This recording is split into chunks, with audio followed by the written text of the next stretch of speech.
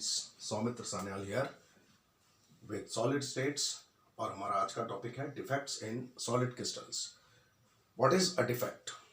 एक abnormal behaviour जो regular pattern से अलग हो उसको हम डिफेक्ट कहते हैं।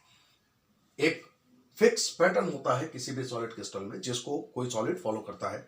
अगर कहीं पर भी कैटायंस या एनायंस के अरेंजमेंट में किसी तरह का डिफरेंस देखने को मिलता है, जो एक एबनॉर्मल डिफरेंस है, उसे हम कहते हैं डिफेक्ट।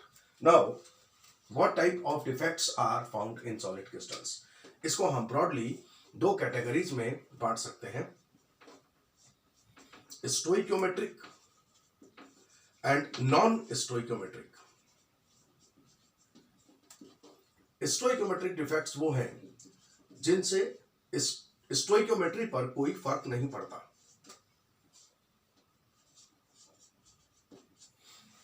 स्टोइकियोमेट्रिक डिफेक्ट्स जैसे फ्रेंकल डिफेक्ट है, जैसे शॉटकी डिफेक्ट है। इन डिफेक्ट्स की खासियत है कि इनमें अगर ये डिफेक्ट है तो मॉलिक्यूल के या क्रिस्टल के मॉलिक्यूलर फॉर्मूला पर कोई असर नहीं पड़ेगा। नॉन स्टोइकियोमेट्रिक डिफेक्ट्स वो हैं जिनकी वजह से क्रिस्टल का या सॉलिड जो भी हमारे पास कंपाउंड है उसका मॉलिक्यूलर फॉर्मूला ही चेंज हो जाता है।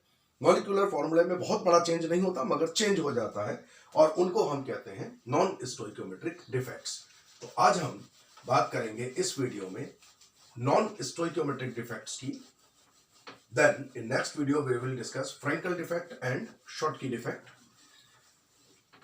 टेक्निकली तीन तरह के नॉन स्टोइकियोमेट्रिक डिफेक्ट्स हमारे पास होते हैं जो हमको देखने को मिलते हैं किसी सॉलिड में। कौन कौन से तीन? नॉन स्टोइकियोमेट्री का मीनिंग अगर आप समझें तो इसका मतलब है कि स्टोइकियोमेट्रिक रेशियो गड़बड़ हुआ है कैटायंस और एनायंस का। स्टोइकियोमेट्रिक रेशियो गड़बड़ होने का मतलब जितने कैटायंस और जितने एनायंस होने चाहिए थे, जिस रेशियो में होने चाहिए थे उस रेशियो में नहीं है। तो फिर क्या क्या बातें हो सकती हैं? एक हो सकता है कैटायन डेफिशिएंसी, एक हो सकता है एनायन डेफिशिएंसी,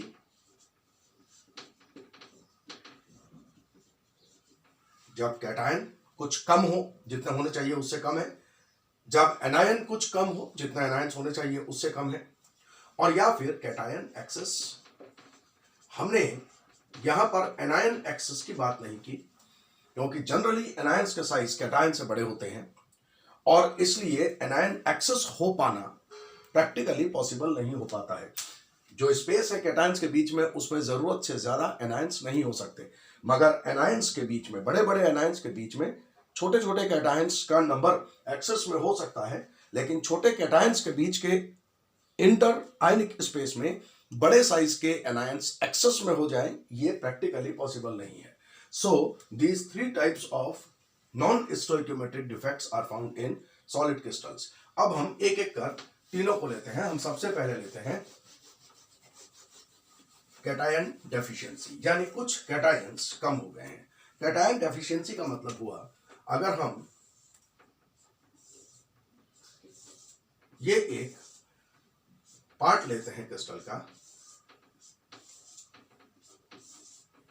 जिसमें कुछ कैटायंस और कुछ एनायंस को हम शो कर रहे हैं। ऑल्टरनेटिवली हम कैटायन A प्लस और एनायन B माइनस को शो करेंगे। हमारे पास 16 यानी 16 साइट्स हैं। इनमें हमने A plus B minus, A plus B minus alternatively place कर दिया। ऑल्टरनेटिव का मतलब हुआ हमारे पास टोटल 8 A प्लस आयंस हैं और टोटल 8 ही B माइनस आयंस हैं। ये ऑल्टरनेट सीक्वेंस में रखे हुए हैं जिससे कैटायंस के चारों ओर एनायंस और एनायंस के चारों ओर कैटायंस रहें। इससे इंटर आयनिक रिपल्शन रिड्यूस होता है और इंटर आयनिक अट्रैक्शन इंक्रीज होता है। एनीवे, हम कह रहे हैं कि कुछ कैटायंस गायब हैं, कैटायन डेफिशिएंसी है। कैटायन डेफिशिएंसी का मतलब हुआ यहां से एक कैटायन गायब हो गया। अगर यहां से कैटायन गायब होगा तो पॉजिटिव चार्ज भी गायब हो जाएगा तो चार्ज का बैलेंस गड़बड़ा जाएगा। बैलेंस चार्ज का गड़बड़ नहीं हो सकता। तो फिर यहां जो पॉजिटिव चार्ज था वो कहां गया? उस पॉजिटिव चार्ज को किसी न किसी और कैटायन को बेयर करना पड़ेगा। मान लीजिए इस A प्लस ने A plus plus charge on किया। हुआ क्या है, A प्लस, यहां पर A प्लस आयन था और A प्लस आयन इस क्रिस्टल से बाहर नहीं जा सकता। उसको बाहर जाने के लिए पहले A बनना पड़ेगा। A कैसे बनेगा? इलेक्ट्रॉन गेन करेगा, रिड्यूस होगा और A एटम बन जाएगा। और एटम बनने के बाद now this atom is allowed to move out from this crystal. Cation बाहर नहीं जा सकता था, तो कैटायन ने बाहर जाने के लिए पहले एटम का फॉर्म लिया। उसके लिए इसको एक इलेक्ट्रॉन चाहिए। नाउ इसको इलेक्ट्रॉन कहां से मिलेगा? A प्लस को ये B माइनस भी अपना इलेक्ट्रॉन दे सकता था।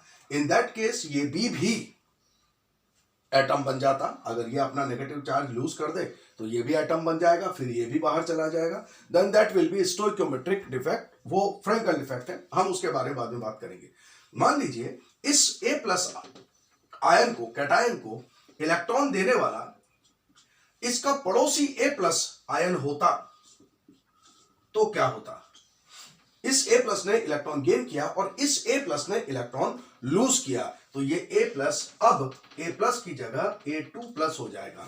नाउ इफ वी सी, ये A तो बाहर चला गया है,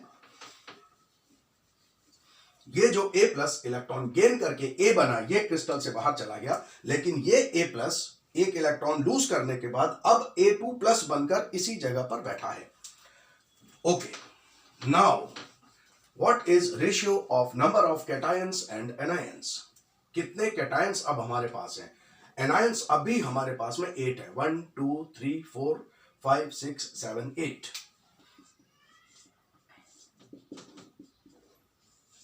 but how many cations are there? अब ये कैटायन का मतलब A प्लस और A2 प्लस दोनों मिलकर है। How many cations are there? कितने A प्लस है हमारे पास में? 1 2 3 4 5 6 और एक हमारे पास A2 प्लस है, यानी टोटल 7 कैटायंस हैं। नाउ दिस रेशियो जो एक्चुअली 8:8 होना चाहिए था has turned into 7:8. It means one cation is lagging here. हम इस रेशियो में कैटायन को कम पा रहे हैं और इसी को हम कहते हैं कैटायन डेफिशिएंसी। कैटायन डेफिशिएंसी की वजह से क्या चार्ज पर असर पड़ा है? चार्ज पर कोई असर नहीं पड़ा। चार्ज अभी भी उतना ही है जितना पहले था। अब देख लें कि क्या ऐसा है। Total negative charge, we have 8 B minus ions and every B minus ion consists of -1 negative charge, that is total -8 is negative charge. अब आ जाए पॉजिटिव चार्ज पर। 6 A प्लस आयन से हमारे पास में 1 2 3 4 5 एंड 6 6 A प्लस हैं जिन पर +1 charge है और एक A2 प्लस आयन है जिस पर +2 चार्ज है। What is that positive charge? +6 +2 that is +8। So the balance of charge has not been disturbed. जो टोटल पॉजिटिव चार्ज है वो अब भी टोटल नेगेटिव चार्ज के बराबर है। दिस इज कैटायन डेफिशिएंसी, जिसमें कोई कैटायन बाहर चला गया एटम बन के और उसके पॉजिटिव चार्ज को किसी और कैटायन ने बियर किया। नाउ अब एक बहुत इंपॉर्टेंट सवाल है कि ये डेफिशिएंसी, कैटायन डेफिशिएंसी का डिफेक्ट किस क्रिस्टल में देखने को मिलेगा? आपको उन कैटायंस के क्रिस्टल्स में देखने को मिलेगा जिनमें वेरिएबल ऑक्सीडेशन स्टेट्स हों। ये जिंक ऑक्साइड में देखने को नहीं मिलेगा। क्यों नहीं? क्योंकि Zn का 2+ स्टेट होता है और बस 2+ ही होता है, इसके अलावा और कुछ नहीं होता। लेकिन क्यूप्रस क्लोराइड में यह देखने को मिल सकता है क्योंकि क्यूप्रस में कॉपर पर C+ चार्ज है, 1+ चार्ज, जो एक और क्यूप्रस आयन अगर इलेक्ट्रॉन लूज करता है तो क्यूप्रिक बन जाएगा। Had it been cuprous ion then it could have been cupric ion. तो जो ट्रांजिशन एलिमेंट्स हैं या जो मेटलॉइड्स हैं, टिन है, लेड है, बिस्मथ है, आर्सेनिक है, जर्मेनियम है, ये वो मेटल्स हैं जिनमें ऑक्सीडेशन स्टेट वेरिएबल है, यानी एक की बजाय दो ऑक्सीडेशन स्टेट होते हैं। टिन में दो होते हैं, 2+, 4+, बिस्मिथ में दो होते हैं, आर्सेनिक में दो होते हैं, एंटीमनी में दो होते हैं, कॉपर में, आयरन में, कोबाल्ट में। इन सब मेटल्स के केसेस में अगर एक ऑक्सीडेशन स्टेट यहां पर है, मान लीजिए यहां पर कोबाल्ट 2+ है, तो दो कोबाल्ट 2+ की जगह कोबाल्ट 3+ बन जाएंगे, और इस तरह से उस 2+ पॉजिटिव चार्ज को दो कोबाल्ट अलग अलग बांट लेंगे। ये वहां पॉसिबल है, लेकिन सोडियम क्लोराइड में ये पॉसिबल नहीं है, क्योंकि सोडियम का सिर्फ एक ऑक्सीडेशन स्टेट होता है, +1। कैल्शियम फ्लोराइड में ये पॉसिबल नहीं है, क्योंकि उसमें भी कैल्शियम पर सिर्फ एक चार्ज होता है, +2। कोई और ऑक्सीडेशन नंबर एग्जिस्ट नहीं करता। So this was cation deficiency. Now come to anion deficiency. What is anion deficiency exactly?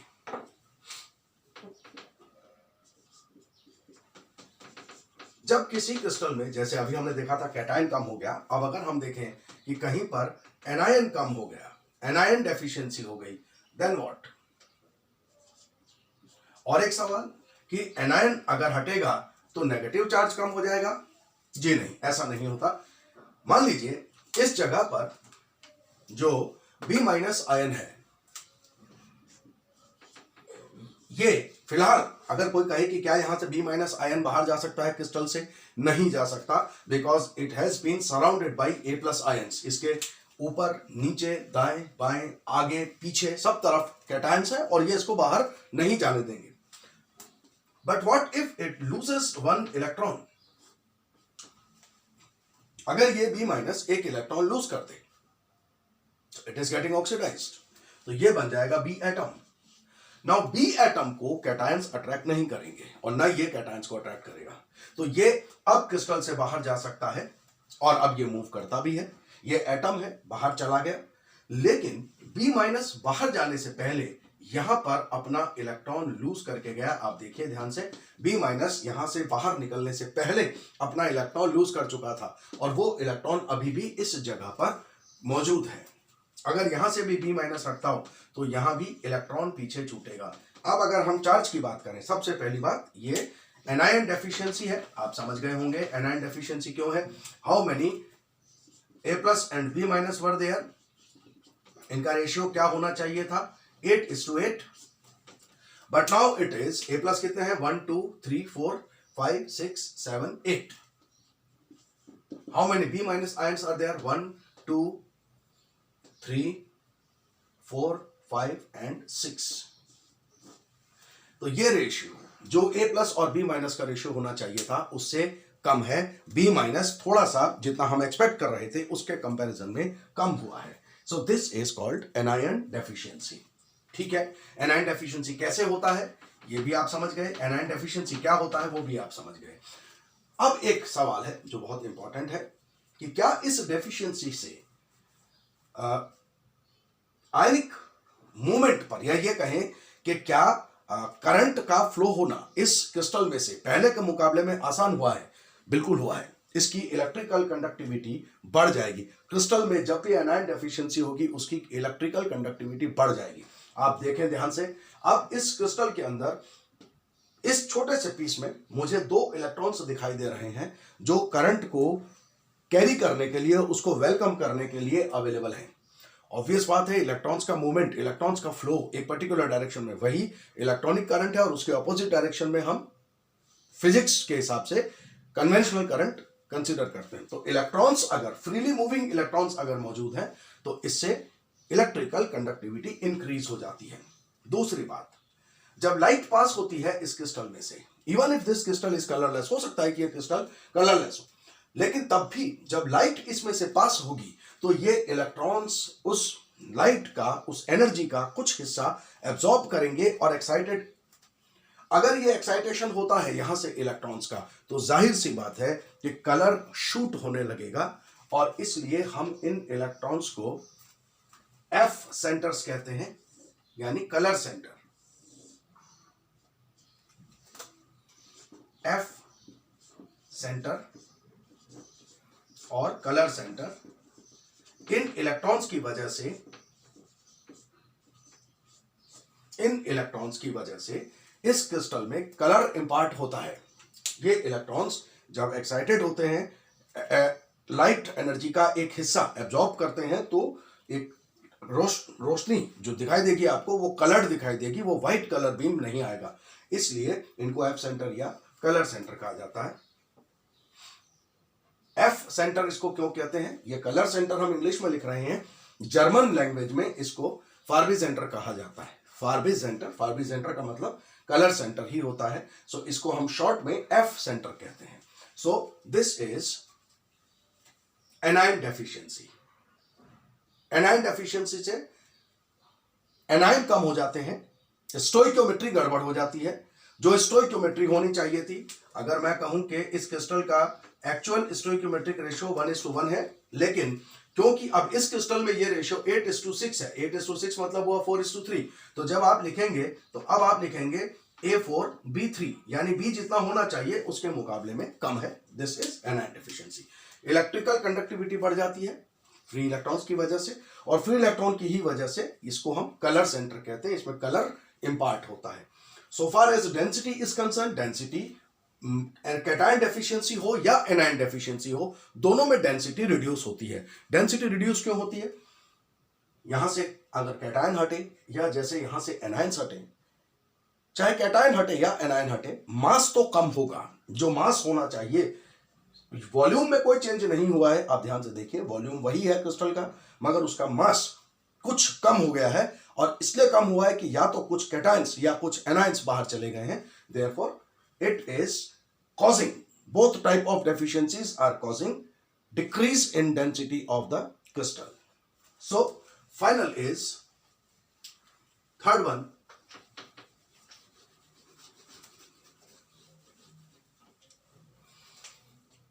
cation axis. अब कैटायन एक्सेस कैसे हो सकता है? जितने कैटायन है उसके मुकाबले में ज्यादा। मान लीजिए हम एक नॉर्मल सा क्रिस्टल देख रहे हैं,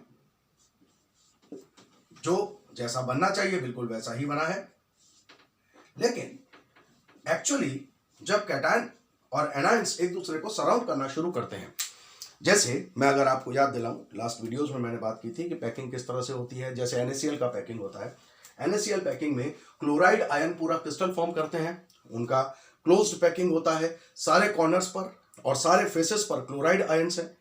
अब जितने क्लोराइड आयंस हैं उतने ही ऑक्टाहेड्रल वॉइड्स और उसके डबल टेट्राहेड्रल वॉइड्स हैं। Na+ आयंस ऑक्यूपाई करते हैं ऑक्टाहेड्रल वॉइड्स को, यानी वो सेल के बिल्कुल बीच में होते हैं और सारे एजेस के सेंटर पर होते हैं। But what about tetrahedral voids? वो तो खाली है, टेट्राहेड्रल वॉइड्स में कोई नहीं है, खाली पड़े हुए हैं। जैसे जिंक सल्फाइड की बात करें, जिंक सल्फाइड में सल्फाइड आयंस क्लोज पैकिंग करते हैं। क्लोज पैकिंग का मतलब सारे कॉर्नर्स पर सल्फाइड आयंस हैं और सारे फेस सेंटर्स पे सल्फाइड आयंस हैं। जितने सल्फाइड आयंस टोटल हैं उतने ही ऑक्टाहेड्रल और उसके डबल टेट्राहेड्रल वॉइड्स हैं। Now where zinc ions are situated, वो ऑल्टरनेट टेट्राहेड्रल वॉइड्स में होते हैं, यानी एक टेट्राहेड्रल वॉइड में जिंक आयन है, दूसरा खाली है, तीसरे में जिंक आयन है, फिर खाली है।